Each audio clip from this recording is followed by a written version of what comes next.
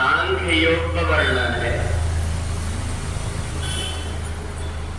इस श्रुति विप्रतिपन्नाते यदा स्पाशद निश्चला समाधावचला बुद्धि तदा योगमवाप्स्यति। भगवान ने दूसरे अध्याय में अपने मन को स्थिर करने का उपाय बताया सांख्य योग के द्वारा। हम दूसरे व्यक्तियों की बातें जब सुनते हैं तो हमारी बुद्धि भ्रमित हो जाती है। हमें क्या करना चाहिए या जो कुछ हम कर रहे हैं उसमें फिर हम सोचने लगते हैं ये करना ठीक है कि ये करना ठीक है। और इसलिए भगवान ने सांख्य योग का वर्णन किया कि धीरे धीरे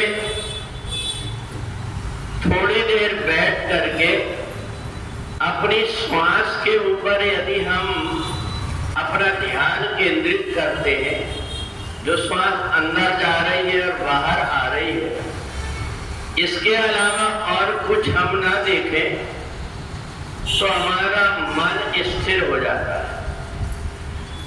तो इसलिए जब तक ये मन इधर उधर भागते रहता है, जब तक हम कच्चे कान के रह करके और दूसरे व्यक्तियों की बात में लग जाते हैं, ऐसा करना चाहिए ऐसा नहीं करना चाहिए, तो इस प्रकार के जो भ्रमित कर देता है, तो इसी का ये परिणाम होता है कि व्यक्ति की बुद्धि भ्रमित हो जाती है।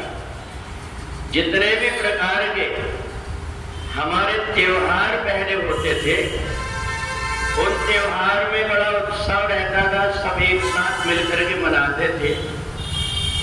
परंतु व्यक्ति ने मैं ठीक हूं ये बताने के लिए अलग अलग प्रकार के अपने तर्क दिया और व्यक्तियों की बुद्धि को भ्रमित कर दिया।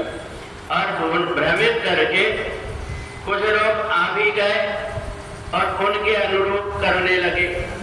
तो इसलिए आजकल और बुद्धि को भ्रमित करने के बहुत सरल साधन, सोशल मीडिया है, दूरदर्शन है, इनमें बैठ करके व्यक्ति अपने तर्क देता है और व्यक्ति उन सब में विचलित हो जाता है। उन्हें ये समझ नहीं पड़ता कि हमें किस दिन क्या करना चाहिए, कौन सी तिथि किस दिन मनाना चाहिए, ये भ्रमित कर देते। इसलिए ऐसे समय में जब भी हम जो कुछ करें तो परमात्मा में अपने मन को स्थिर करके और जैसा अपने को परमात्मा बुद्धि देता उस उचित निर्णय को लेकर के और अपने आप को कार्य करना चाहिए। तो श्रुति विप्रतिपन्नाते यदा शासन निश्चला। भगवान ने अर्जुन से कहा कि तुमने भी बहुत से लोगों की बात सुना है, इसलिए तुम्हारी बुद्धि भ्रमित हो गई। तुम्हें यही पता नहीं है कि जन्म और मरण ये परमात्मा के हाथ में, हानि लाभ जीवन मरण यश अपयश, ये 6 चीजें परमात्मा के हाथ में।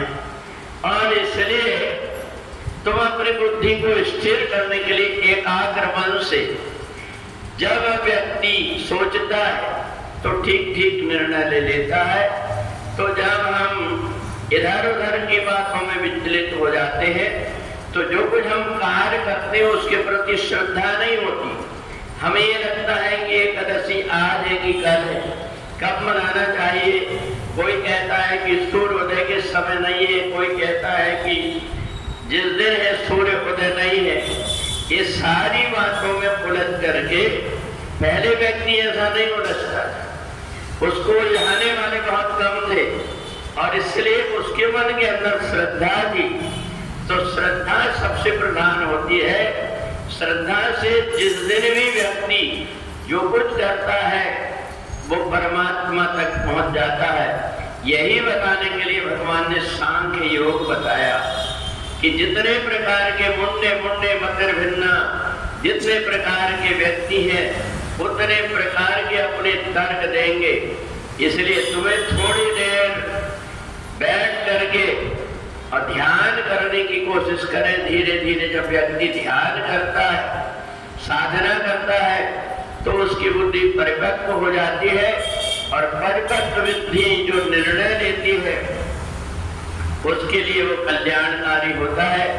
तो इसलिए सांख्य योग में जहाँ जीवात्मा और शरीर इसके विषय में भगवान ने अर्जुन को समझाया, वही मन, बुद्धि, चित्त और अहंकार ये जो इधर उधर विचलित होते रहते हैं, इन सबको हम एकाग्र कैसे करें, इसके लिए सांख्य योग बताया कि सांख्य योग में केवल विपश्यना के रूप में हमारे अंदर जो श्वास चल रही है, सब तरफ से मन हटा करके श्वास के आने और जाने के साथ ओम का व्यक्ति उच्चारण करने लगता है, तो धीरे धीरे उसकी बुद्धि स्थिर हो जाती है और वो दूसरों की बात में ज्यादा ध्यान न दे करके जो उचित है वो ठीक ठीक निर्णय कर लेता है।